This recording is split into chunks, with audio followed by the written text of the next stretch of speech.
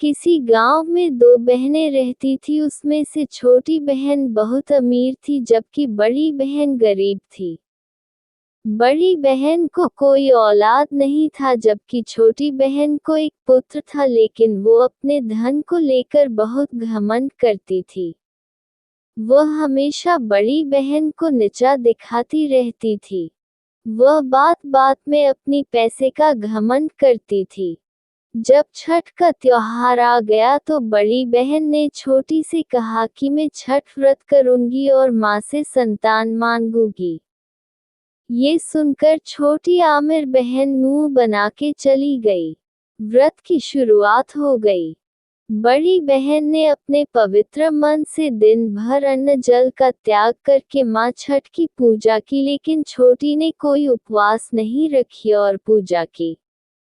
लेकिन माँ छठी ने उनका पूजा नहीं स्वीकार किया और उनका पुत्र बीमार हो गया। छोटी माँ छठ की पूजा समय कह रही थी कि हे छठ मैया, मेरी बड़ी बहन को संतान मत देना और आप उनकी बात मत सुनना। इसलिए छठी मैया नाराज हो गई और उनका पुत्र को मरणासन कर दिया और उनकी बड़ी बहन को संतान प्राप्ति का आशीर्वाद दिया।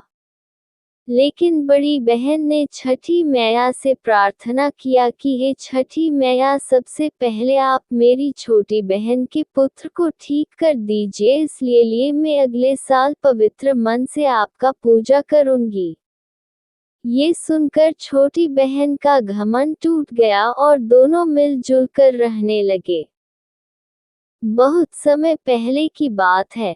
एक घने जंगल में एक बड़ा बाघ रहता था। उसका नाम था सिंहराज। वह जंगल का सबसे ताकतवर जानवर था और सभी जानवर उससे डरते थे। सिंहराज दिन भर जंगल में घूमता और अपनी ताकत का दिखावा करता। इसी जंगल में एक छोटा सा पक्षी भी रहता था जिसका नाम था चिरपी। चिरपी बहुत ही प्यारा और चंचल था। वह हमेशा पेड़ों पर उड़ा करता और हर रोज नए नए गीत गाता। उसका दिल बहुत बड़ा था और वह हमेशा दूसरों की मदद करने के लिए तैयार रहता था। एक दिन सिंहराज जंगल में सो रहा था। अचानक उसकी आंख खुली और उसने महसूस किया कि उसका पंजा किसी चीज में फंस गया है। वह घबराकर मचलने लगा, लेकिन उसकी ताकत के बावजूद वह पंजे को निकाल नहीं पा रहा था। तभी चिरपी वहां आया और देखा कि सिंहराज परेशान है। चिरपी डरते हुए बोला, सिंहराज भैया, आप परेशान मत होइए, मैं आपकी मदद करूंगा। सिंहराज ने कहा, तुम छोटे से पक्षी क्या मेरी मदद करोगे? मैं तो जंगल का सबसे ताकतवर बाघ हूँ, तुम मुझसे क्या कर सकते हो? चिरपी हंसते हुए बोला, आप बड़े हैं और मजबूत हैं, लेकिन कभी कभी छोटे आकार वाले भी बड़ी मदद कर सकते हैं। फिर चिरपी ने अपनी चोंच से सिंहराज के पंजे में फंसी हुई झाड़ी को धीरे धीरे हटाना शुरू किया। थोड़ी देर में वह झाड़ी हट गई और सिंहराज का पंजा बाहर आ गया। सिंहराज हैरान रह गया। वह बोला, तुमने सचमुच मेरी मदद की। मुझे अब समझ में आ गया कि ताकत सिर्फ शरीर में नहीं होती, बल्कि दिल में भी होती है।